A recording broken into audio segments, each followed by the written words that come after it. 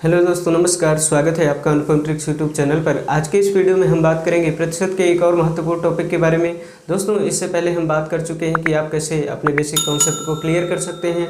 हमने सारी छोटी छोटी बातों पर बात की है और आसानी से प्रश्नों को लगाने का और समझने का तरीका आपको बताया है। आज हम एक और महत्वपूर्ण टॉपिक के बारे में बात करेंगे। आज का हमारा टॉपिक रहने वाला है कुल प्रतिशत परिवर्तन पर आधारित प्रश्न, और इस प्रश्नों को आप कैसे आसानी से सरल कर सकते हैं वो तरीके हम आपको बताएंगे। प्रश्नों को लगाने के कई सारे तरीके हो सकते हैं, लेकिन हम 2 या 3 तरीकों पर बात करेंगे, 1 या 2 प्रश्नों पर। उसके बाद हम एक आसान तरीका आपको बताएंगे और उसी पर कहेंगे कि आप प्रश्नों को लगाएं। हालांकि आप जिन तरीकों को चाहें वो लगा सकते हैं, लेकिन जिस तरीके से हम कहें अगर आप उससे लगाएंगे तो आपकी समझ भी बढ़ेगी और चीज़ों को आप आसानी से समझ पाएंगे, आसानी से लगा पाएंगे। तो आइए पहला प्रश्न देखते हैं। पहले प्रश्न में क्या कहा गया? प्रश्न में कहा गया कि ए का वेतन 10% बढ़ाया गया, फिर उसका वेतन 10% घटाया गया। वेतन में कुल कितने प्रतिशत का परिवर्तन हुआ, ये प्रश्न पूछा है। तो किताबों में इसके लिए एक फार्मूला दिया जाता है, x + y + xy बटे 100। ये फार्मूला दिया जाता है। तो यहाँ पर 2 मान आपको दिए जाते हैं। तो एक की जगह x रखा हमने, दूसरे की जगह y, और x y के मान अगर आप रख देंगे तो कुल कितने प्रतिशत का परिवर्तन हुआ ये मिल जाएगा। लेकिन यहाँ पर यूज करते समय इसका ध्यान रखना कि अगर वृद्धि होगी, बढ़ाया जाएगा मान, तो पॉजिटिव साइन, कमी होगी तो माइनस के साथ हम संख्याओं को रखेंगे। जैसे इस प्रश्न को देखिए, कहा गया कि 10% बढ़ाया गया, तो x की जगह हम 10 रखेंगे। फिर कहा गया कि 10% घटाया गया, तो -10 रख देंगे। अब प्लस और माइनस का गुणा माइनस, 10 × 10। अब यहाँ पर इसको सरल करें तो मान कितना आ जाएगा भाई? 0 से 0 कट जाएगा, यहाँ पर 10 से 10 कटेगा, मान कितना आ जाएगा? 1% माइनस में। माइनस क्या बताएगा? माइनस ये बताएगा कि वेतन में 1% की कमी हुई है। ये तो रहा पहला तरीका। और कैसे आप इन प्रश्नों को आसानी से समझ सकते हैं, देखिए इधर प्रश्न में कहा गया कि ए का वेतन 10% बढ़ाया गया। तो 10% का मतलब हमने बताया था आपको कि प्रतिशत को जब भिन्न में बनाते हैं तो 100 से भाग कर देते हैं। तो 10% का मतलब 10/100 अर्थात 1/10। तो इसको आप ऐसे लिख सकते हैं। बढ़ाया गया तो पॉजिटिव साइन लिखिए। अब फिर से कहा गया कि 10% घटाया गया, तो 10% का मतलब 10/100 अर्थात 1/10। घटाया गया तो माइनस लिख दीजिए। अब इस भिन्न को समझ लीजिए। हमने बताया था कि नीचे वाली संख्या प्रारंभिक मान या वास्तविक मान को बताएगी। तो अगर पहले वेतन 10 है तो 1 बढ़ा दिया गया तो वेतन कितना हो जाएगा? 11 हो जाएगा। यहाँ पर देखिए, पहले अगर वेतन 10 है तो 1 घटा दिया जाएगा तो वेतन कितना हो जाएगा? 9 हो जाएगा। अब चूंकि लगातार परिवर्तन हुआ है तो गुणा कर लेंगे, तो 10 × 10 करेंगे तो मान कितना? 100, और इधर गुणा करेंगे तो 11 × 9 99, यहाँ भी गुणा कर लेंगे।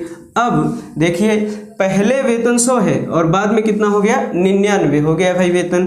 तो कितने की कमी हुई? आप ये देखिए, 1 की कमी। और किससे कमी हो रही है? 100 से कमी हो रही है। तो 100 बटे में रख दीजिए, गुणा कर दीजिए 100 से, तो मान कितना आ जाएगा? माइनस लगा देंगे क्योंकि कमी हो रही है, तो -1%, -1% कि माइनस क्या बताएगा? हानि को बताएगा।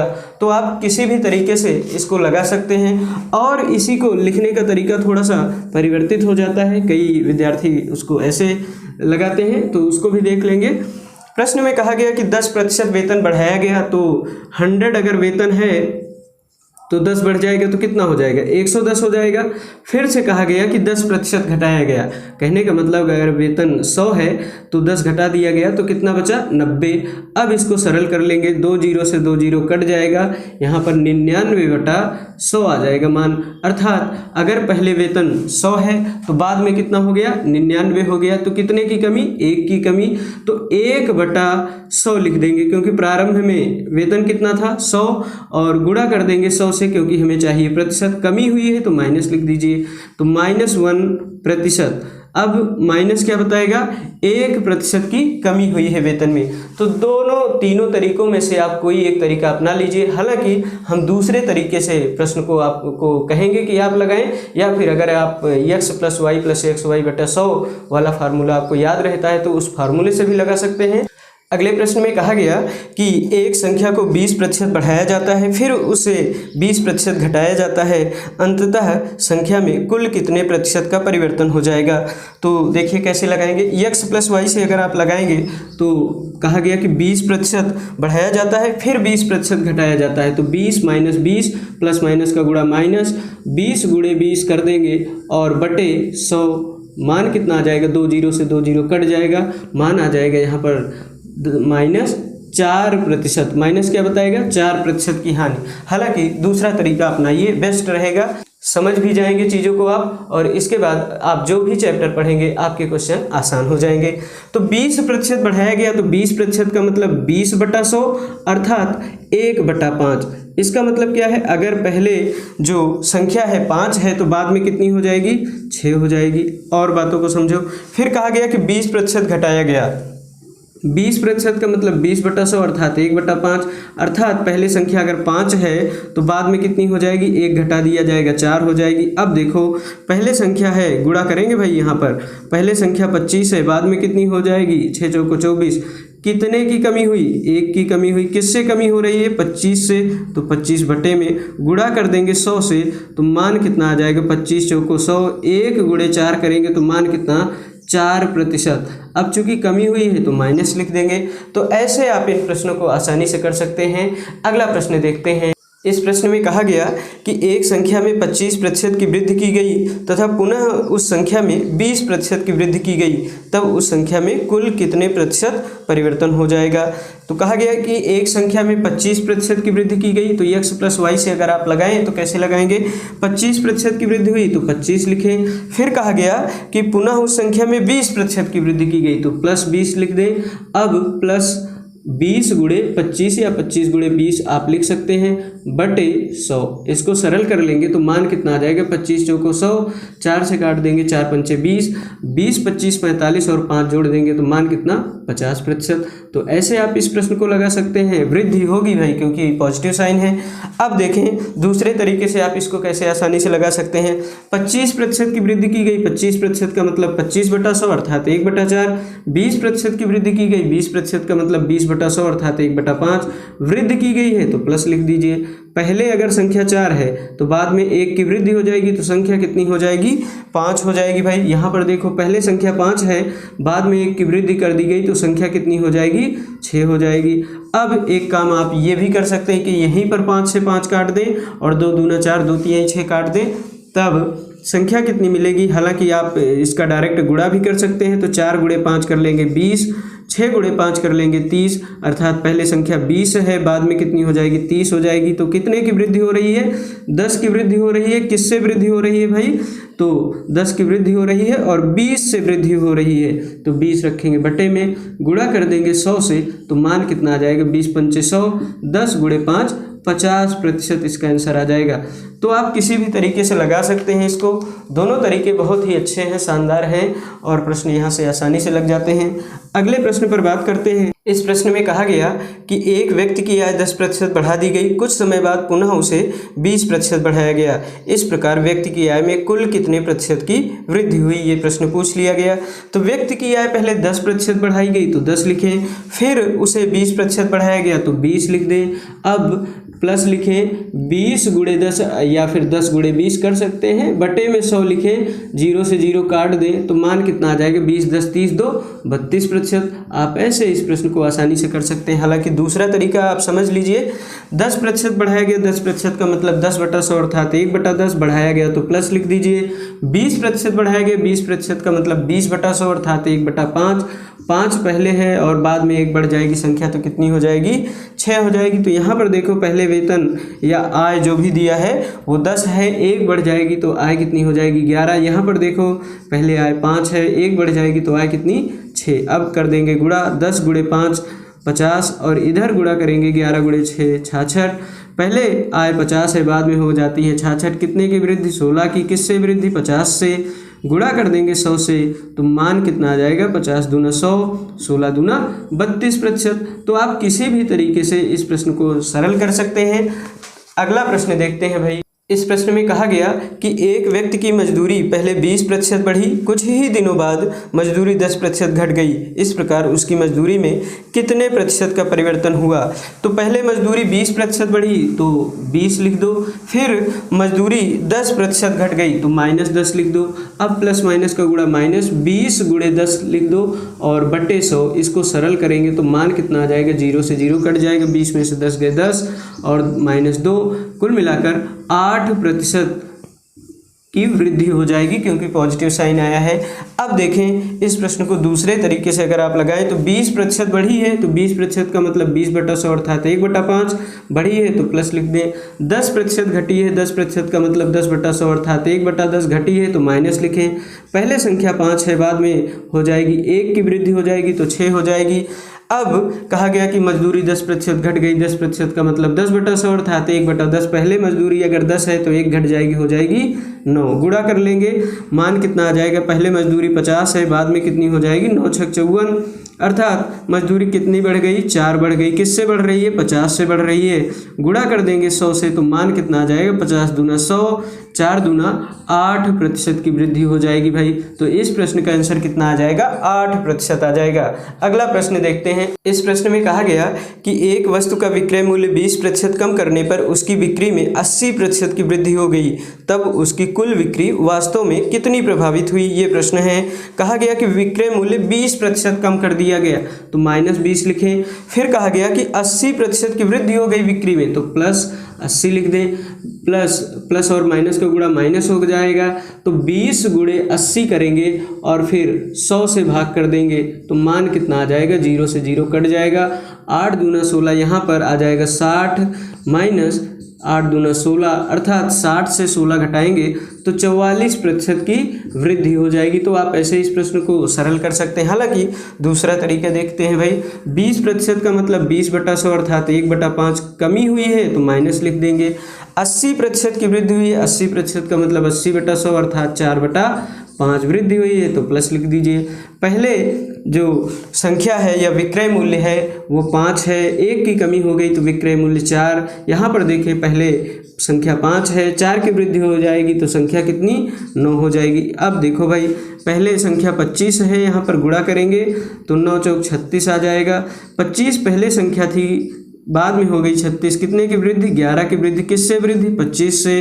गुणा कर देंगे 100 से तो मान कितना आ जाएगा, 25 चौको 100, 11 चौको 44%।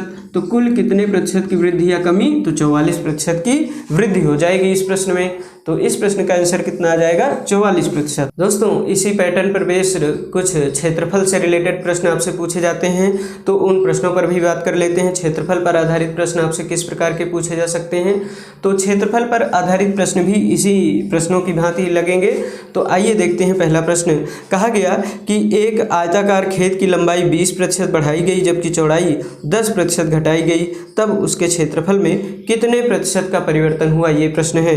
तो आयताकार खेत की लंबाई 20% बढ़ाई गई तो 20 लिख दो।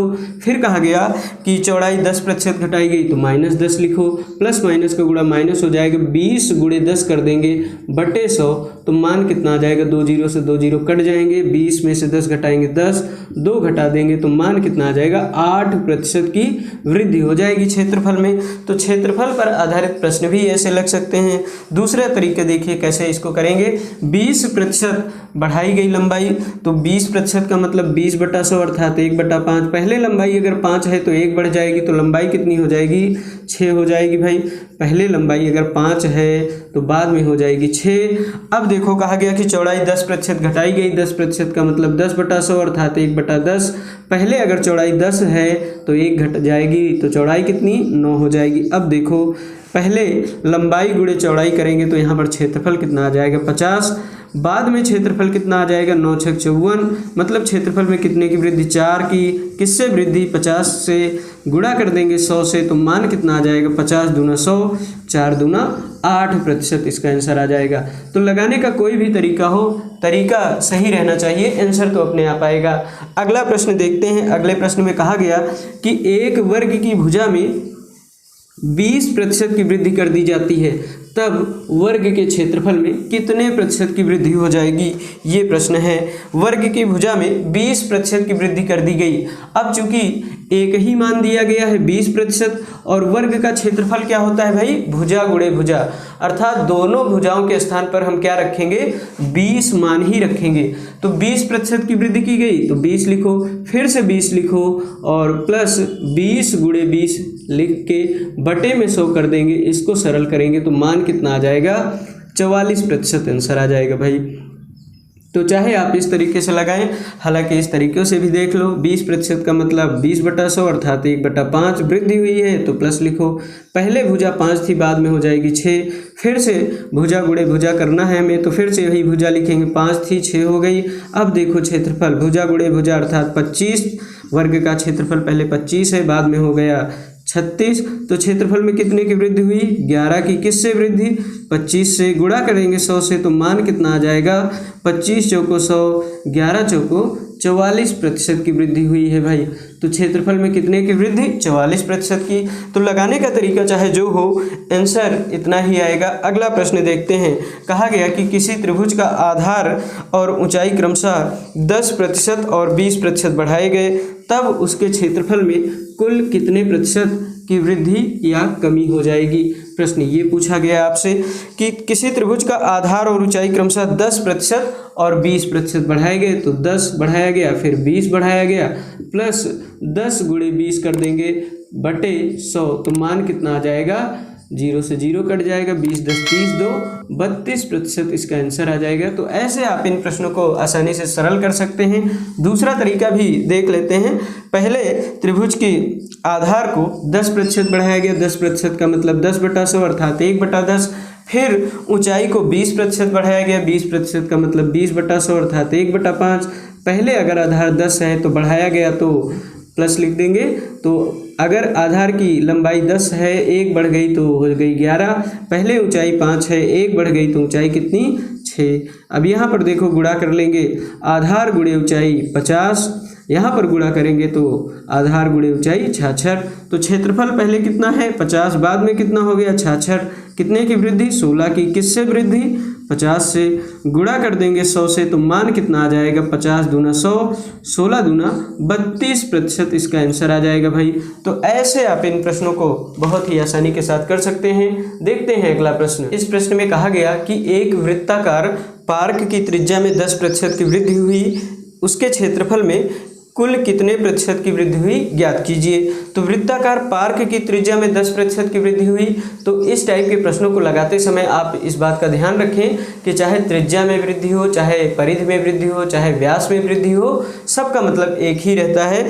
तो त्रिज्या में 10% की वृद्धि हुई, तो चूंकि वृत्त का क्षेत्रफल होता है पाई आर स्क्वायर, पाई तो कांस्टेंट है लेकिन आर का मान बदलने से ही क्षेत्रफल बदलेगा, इसलिए आर के मान को ही हम 2 बार यूज करेंगे। तो 10% की वृद्धि हुई तो आप लिखिए 10, फिर से 10 लिखिए, 10 गुणे 10 कर दीजिए बटे 100 कर दीजिए। तो मान कितना आ जाएगा, यहाँ पर आंसर आ जाएगा हमारा 10 10 20 21%। तो कुल कितने प्रतिशत की वृद्धि हो गई भाई, 21% की वृद्धि हो जाएगी वृत्ताकार पार्क के क्षेत्रफल में। और दूसरे तरीके से आप इसको समझ सकते हैं, 10% की वृद्धि मतलब 10/100 अर्थात 1/10। इधर देख लो, फिर से 1/10 वृद्धि हुई है तो प्लस लिख दो। पहले अगर त्रिज्या या परिधि या व्यास 10 है तो बाद में हो जाएगी 11। फिर से यही मान हम रिपीट कर देंगे क्योंकि आर स्क्वायर होता है तो आर का मान 2 बार लिखेंगे। 10 गुणे 10 अर्थात पहले क्षेत्रफल 100 है, बाद में हो जाएगा 121। तो क्षेत्रफल में कितने की वृद्धि हो गई भाई, 21 की वृद्धि। किससे, 100 से वृद्धि हो रही है। गुणा कर देंगे 100 से। 100 से क्यों गुणा करेंगे, क्योंकि हमें प्रतिशत चाहिए, तो मान आ जाएगा 21%। तो किसी भी तरीके से आप इन प्रश्नों को लगा सकते हैं। अगला प्रश्न देखते हैं भाई, अगले प्रश्न में क्या कहा गया। इस प्रश्न में कहा गया कि एक ठोस गोले का व्यास 20% बढ़ गया, तब उसके पृष्ठ के क्षेत्रफल में कुल कितने प्रतिशत की वृद्धि हो जाएगी। कहा गया कि ठोस गोले का व्यास 20% बढ़ गया, तो क्षेत्रफल से संबंधित प्रश्न इसी तरह लगेंगे। 2 मान होंगे, अगर 2 मान नहीं दिए जाए प्रश्न में तो वही मान हम एक बार और रिपीट कर देंगे। तो प्रश्न में कहा गया कि गोले का व्यास 20% बढ़ गया, तो 20 + 20, फिर से लिखेंगे 20 गुणे 20 और बटे 100 कर देंगे। तो मान कितना आ जाएगा, 2 0 से 2 0 कट जाएगा, 20 20 40 4 44% की वृद्धि हो जाएगी गोले के पृष्ठ के क्षेत्रफल में। अब इसको दूसरे तरीके से अगर आप लगाना चाहें तो कैसे कर सकते हैं, 20% का मतलब 20/100 अर्थात 1/5 वृद्धि हुई है तो प्लस लिख दो। फिर से यही मान रिपीट करो, 1/5 वृद्धि हुई तो प्लस। पहले अगर त्रिज्या परिधि या व्यास 5 है तो बाद में हो जाएगी 6। यहाँ पर देखें वही संख्या रिपीट करेंगे, 5 और 6। पहले क्षेत्रफल अगर 25 है तो बाद में कितना हो जाएगी, 36 हो जाएगी। ये संख्या 25 क्षेत्रफल था, 36 हो गया। कितने की वृद्धि, 11 की। किससे वृद्धि, 25 से। गुणा कर देंगे 100 से तो मान कितना आ जाएगा, 25 चौको 100, 11 चौको 44%। तो क्षेत्रफल में कितने की वृद्धि, 44%। तो चाहे गोला दिया जाए, चाहे घन आपका आधार का क्षेत्रफल आपसे पूछा जाए, चाहे शंकु या बेलन आपसे पूछा जाए, आप इन प्रश्नों को ऐसे ही बहुत ही आसानी के साथ कर सकते हैं। तो अगला प्रश्न देखते हैं भाई, अगले प्रश्न में क्या कहा गया।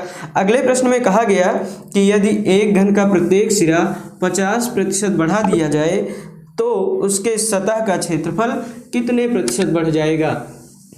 ये प्रश्न पूछा गया आपसे। कहा गया कि घन का प्रत्येक सिरा 50% बढ़ा जाए।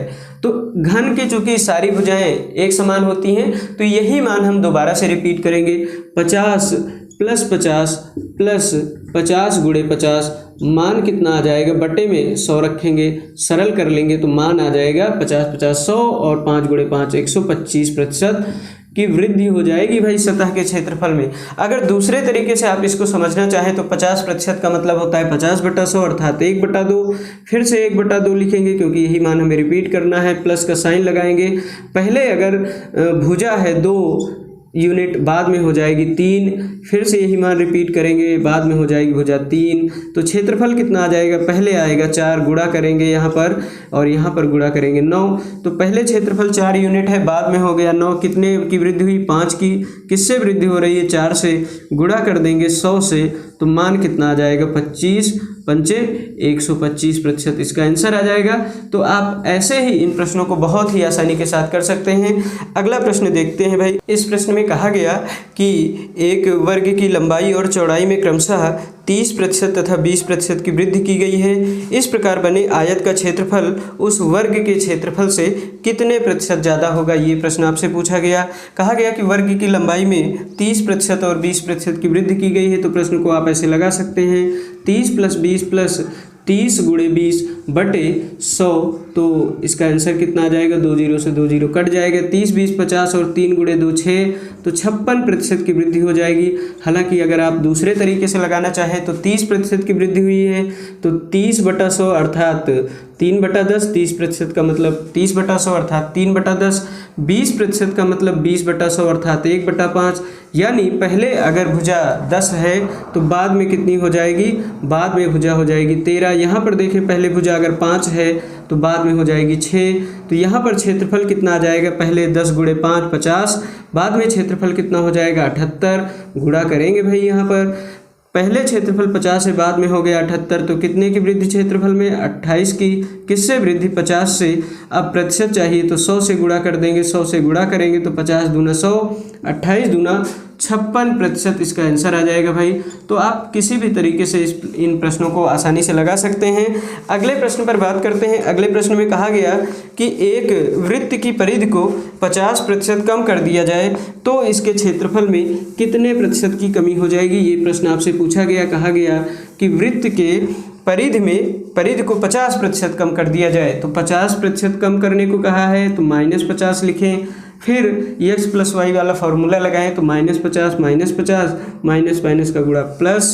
अब 50 × 50 करेंगे तो 2500 बटे में रखें 100, 2 0 से 2 0 कट जाएगा तो 50 50 100 -100 में से अगर 25 घटा देंगे तो मान कितना आ जाएगा, -75%। इसका आंसर आ जाएगा भाई। माइनस क्या बताता है कि 75% की कमी हो जाएगी क्षेत्रफल में। और कैसे आप इस प्रश्न को लगा सकते हैं, 50% का मतलब होता है 50/100 अर्थात 1/2। अर्थात पहले अगर परिधि या व्यास या त्रिज्या 2 है तो 1 की कमी हो जाएगी, तो परिधि या त्रिज्या कितनी हो जाएगी, 1 हो जाएगी भाई।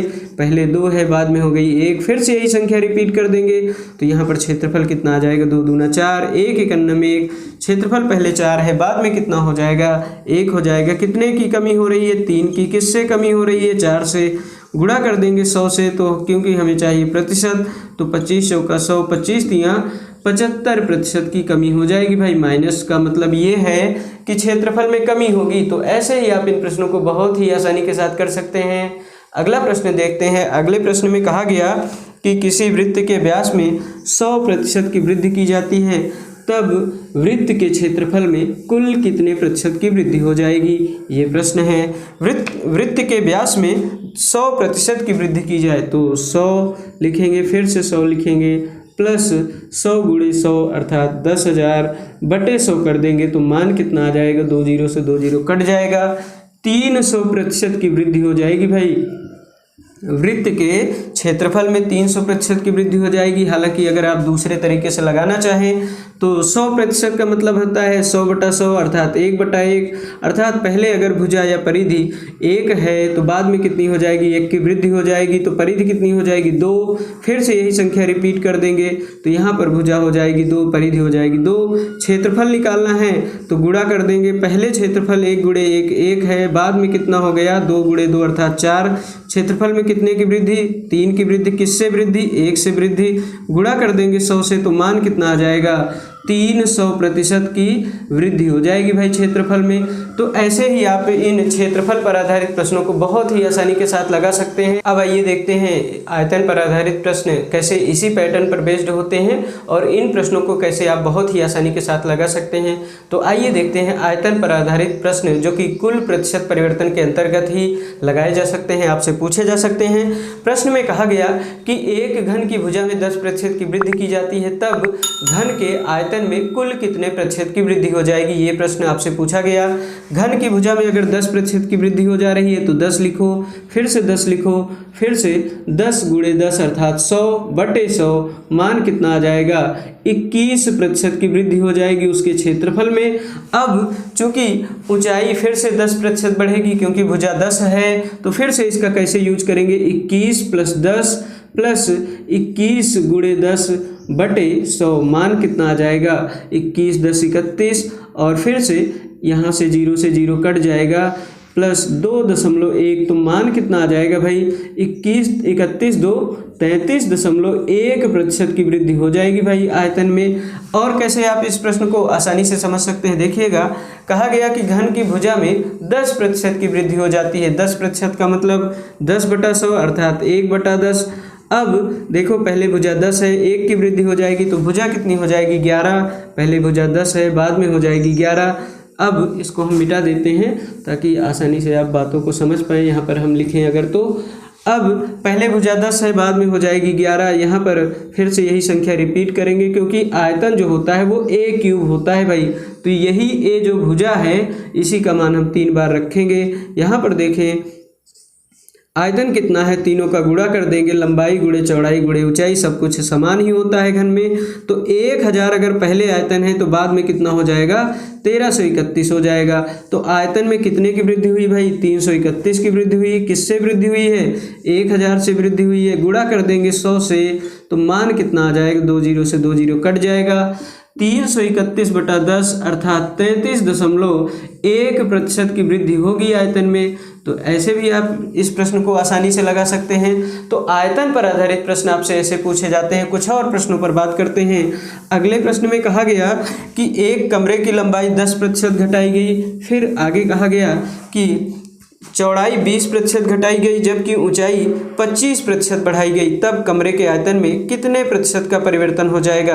तो दूसरा तरीका हम देख लेते हैं। हालांकि पहले तरीके से भी आप कर सकते हैं x + y से, वो कैसे करेंगे हम पिछले प्रश्न में बता चुके हैं। अब देखें लंबाई 10% घटाई गई, 10% का मतलब 10/100 अर्थात 1/10 घटाई गई है तो माइनस लिखें। अब चौड़ाई 20% घटाई गई, 20% का मतलब 20/100 अर्थात 1/5 घटाई गई तो माइनस लिखें। ऊंचाई 25% बढ़ाई गई, 25% का मतलब 25/100 अर्थात 1/4 बढ़ाई गई तो प्लस लिखें। पहले लंबाई है 10, बाद में 1 की कमी तो लंबाई कितनी 9, बाद में यहाँ पर देखिए पहले लंबाई है 5 चौड़ाई और फिर 1 की कमी हो गई तो चौड़ाई कितनी 4। ऊंचाई पहले 4 है, 1 की वृद्धि हो गई तो ऊंचाई कितनी 5। अब एक काम कर सकते हैं आप, 5 से 5 यहाँ पर काट दें, 4 से 4 यहाँ पर काट दें, पहले अगर आयतन 10 है, अब बाद में कितना हो जाएगा, आयतन 9 हो जाएगा। अगर आप इसको नहीं काटेंगे तो गुणा करेंगे तो भी आप इस प्रश्न को लगा सकते हैं। पहले आयतन 10 है, बाद में कितना हो गया, 9 हो गया। तो कितने की कमी हुई, 1 की कमी हुई। किससे कमी हो रही है भाई, 10 से कमी हो रही है। गुणा कर देंगे 100 से तो मान कितना आ जाएगा इस प्रश्न का, 10% आंसर आ जाएगा भाई। तो आयतन में कुल कितने प्रतिशत की कमी या वृद्धि हुई, तो या फिर परिवर्तन हुआ, तो कितने प्रतिशत का भाई, 10% का परिवर्तन हुआ। परिवर्तन क्या रहा, कमी या वृद्धि, तो 10% की कमी हो गई है भाई आयतन में। अगला प्रश्न देखते हैं। इस प्रश्न में कहा गया कि एक गोले की त्रिज्या में 50% की वृद्धि कर दी जाए तो उसके आयतन में कितने प्रतिशत की वृद्धि हो जाएगी। ये प्रश्न कहा गया, आपसे पूछा गया। त्रिज्या में 50% की वृद्धि की जा रही है तो 50% का मतलब होता है 50/100 अर्थात 1/2। अब बात को समझे जरा। पहले त्रिज्या अगर 2 है तो 1 की वृद्धि हो जाएगी, तो त्रिज्या कितनी, 3। तो यहाँ पर देखिए पहले त्रिज्या 2 है, बाद में हो गई 3 बार इसी मान को रिपीट करेंगे। क्यों करेंगे, क्योंकि इसका फॉर्मूला होता है गोले का आयतन 4/3 πr³। ये चीज़ तो यहाँ पर कांस्टेंट रहेगी और r के मान पर ही आयतन निर्भर करेगा, इसलिए इसी संख्या को हम रिपीट करेंगे। तो इसको 3 बार लिखेंगे, तो यहाँ पर गुणा करेंगे तो आयतन का मान कितना आ जाएगा, 2 × 2 × 2 अर्थात 8। यहाँ पर आयतन बाद में कितना हो जाएगा, 27। पहले आयतन 8 है, बाद में हो गया 27। कितने की वृद्धि, 19 की। किससे वृद्धि, 8 से। गुणा कर देंगे 100 से तो मान कितना आ जाएगा, 1900/8 अर्थात 237.5 इसका आंसर आ जाएगा भाई। वृद्धि हुई है, इस बात का ध्यान रखें। तो इस प्रश्न का सही आंसर कितना आ जाएगा, 237.5। तो आसानी से आप इस प्रश्न को समझ सकते हैं। अगला प्रश्न देखिएगा। अगले प्रश्न में कहा गया कि एक सिलेंडर की त्रिज्या 50% कम कर दी जाए और ऊंचाई 50% बढ़ा दी जाए तो आयतन में कुल कितने प्रतिशत का परिवर्तन हो जाएगा। तो इस टाइप के प्रश्नों को लगाने से पहले एक बात का ध्यान जरूर रखें कि यहाँ पर आपको आयतन का फॉर्मूला पता होना चाहिए, क्योंकि एक संख्या को आपको रिपीट करना है। किस संख्या को रिपीट करेंगे, जो त्रिज्या वाली संख्या है उसे ही आपको रिपीट कर देना है। जैसे कहा गया कि त्रिज्या जो है 50% कम कर दी गई, त्रिज्या 50% कम कर दी गई। फिर कहा गया कि ऊंचाई 50% बढ़ा दी जाए, तो ऊंचाई 50% बढ़ा दी जाए तो यहाँ पर प्लस लिखें। अब बात को समझे जरा। बेलन का जो आयतन होता है वो πr² होता है, अर्थात r वाली संख्या को हमें करना है रिपीट। पाई का मान कांस्टेंट रहता है और h का मान एक ही बार हम रखेंगे। तो यहाँ पर देखो 50% का मतलब 50/100 अर्थात 1/2। चूँकि त्रिज्या है तो इसे हम 2 बार लिखेंगे। तो पहले त्रिज्या 2 है, बाद में हो जाएगी 1 की कमी हो गई। फिर से यही संख्या हम रिपीट कर देंगे, पहले त्रिज्या 2 बाद में 1। अब ऊंचाई में 50% की वृद्धि की जाएगी, तो 50% का मतलब 1/2 वृद्धि की गई तो प्लस लिखो। पहले ऊंचाई 2 है, बाद में कितनी हो जाएगी, 1 की वृद्धि अर्थात 3। यहाँ पर देखो पहले आयतन कितना 8, गुणा कर देंगे भाई। अब यहाँ पर आयतन कितना 3, तो कितने की कमी हुई, तो 5 की कमी हो रही है। किससे कमी हो रही है भाई, 8 से। तो 5/8 गुणा कर देंगे 100 से तो मान कितना आ जाएगा, 62.5%, या फिर हम कह सकते हैं 62.5% या 62 से ही 1/2% आयतन में कमी हो जाएगी भाई। चूंकि यहाँ पर कमी हुई है तो कमी होगी। इस प्रश्न में कहा गया कि एक हाल की लंबाई, चौड़ाई और ऊंचाई क्रमशः 10%, 20% तथा 10% घटाई गई, तब हाल के आयतन में कुल कितने प्रतिशत का परिवर्तन हो जाएगा। ये प्रश्न आपसे पूछ लिया गया। तो 10, 20 और 10% घटाया गया है तीनों मानों को। तो 10% का मतलब 10/100 अर्थात 1/10, 20% का मतलब 20/100 अर्थात 1/5, फिर से 10% कहा गया तो 10% का मतलब 1/10 घटाया गया है मानों को। अब देखो प्रश्न को कैसे आसानी से लगाएंगे। लंबाई, चौड़ाई और ऊंचाई है, तो पहले लंबाई 10 है, बाद में 1 कम हो जाएगी, तो लंबाई कितनी 9। यहाँ पर देखें पहले चौड़ाई 5 है, बाद में चौड़ाई हो जाएगी 4। यहाँ पर देखें पहले ऊंचाई 10 है, बाद में कितनी हो जाएगी 9 हो जाएगी भाई ऊंचाई। अब आयतन निकालना है तो तीनों का गुणा करें, तो 10 पंचे 500 पहले है आयतन, बाद में कितना हो जाएगा 9 चौक 36, 9 324। तो आयतन में देखें कितने की कमी हुई, तो आयतन में कितने की कमी हुई भाई, 176 की कमी हुई। किससे कमी हो रही है, 500 से। गुणा कर देंगे 100 से तो मान कितना आ जाएगा भाई, 2 0 से 2 0 कट जाएंगे, 5 से काट दीजिए तो 5 × 3 = 15 और यहाँ पर देखें तो 5 तिहाई 15, 2 बचेगा, 5 पचम 25 और 1 बचेगा तो 2 आ जाएगा। 35.2% की कमी हुई भाई आयतन में। तो ऐसे आप इन प्रश्नों को बहुत ही आसानी के साथ कर सकते हैं। तो दोस्तों आज के इस वीडियो में हमने बात की कुल प्रतिशत परिवर्तन पर आधारित प्रश्नों के बारे में, जहां पर हमने आपको बताया क्षेत्रफल पर आधारित प्रश्नों को कैसे आप करेंगे, आयतन पर आधारित प्रश्नों को कैसे आप करेंगे। तो आज का वीडियो यहीं तक रखते हैं। वीडियो देखने के लिए आपका बहुत बहुत धन्यवाद।